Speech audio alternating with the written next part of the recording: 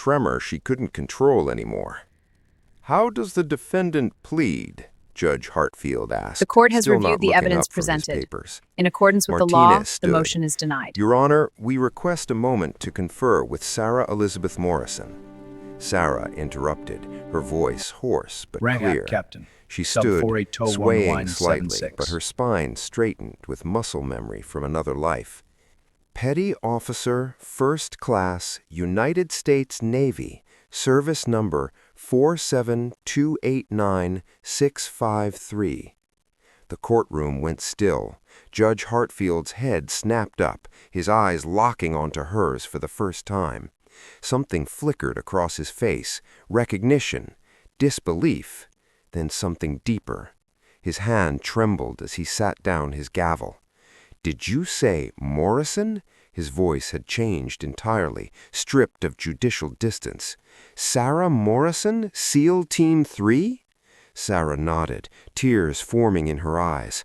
She hadn't spoken those words aloud in 3 years, not since the night everything fell apart.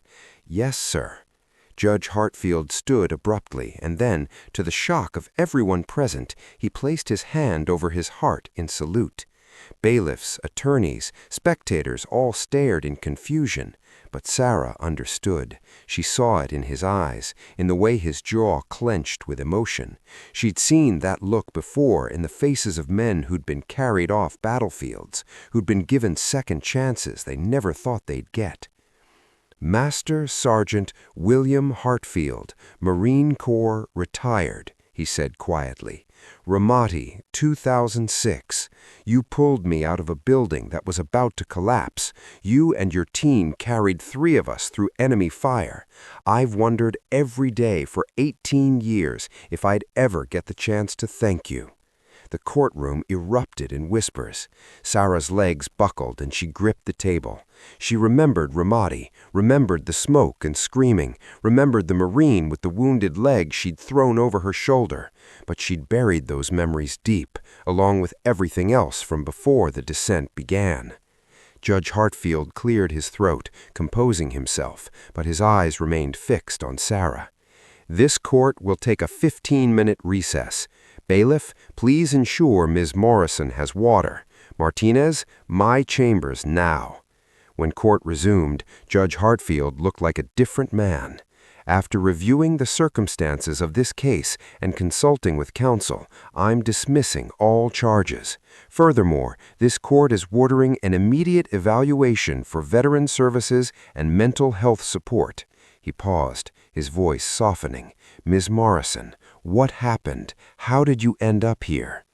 Sarah's story spilled out in fragments, the missions that never left her mind, the IED that killed her best friend, the diagnosis, severe PTSD, traumatic brain injury that came too late, the VA appointments she missed because dates and times slipped through her damaged memory like water, the marriage that crumbled, jobs she couldn't hold, the rent she couldn't pay, the bottles that made the nightmares stop until they made everything stop. The bridge that became home, because at least under there no one expected her to be whole. "I tried," she whispered. "I tried to be the person I was before, but that person died in the desert, and I don't know how to be anyone else."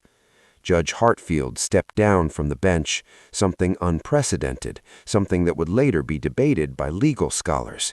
He stood before Sarah, this woman who'd once been invincible, and spoke with the authority of someone who'd walked through similar darkness.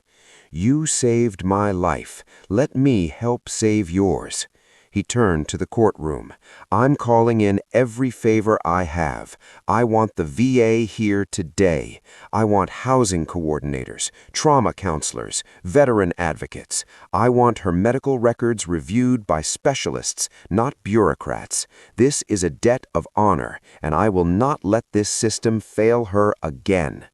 6 months later, Sarah Morrison stood in a small apartment with actual furniture, her hands steady, her eyes clear. She'd spent 90 days in a specialized PTSD program, started medication that actually worked, and connected with other female veterans who understood. Judge Hartfield visited monthly, bringing groceries and refusing to let her give up.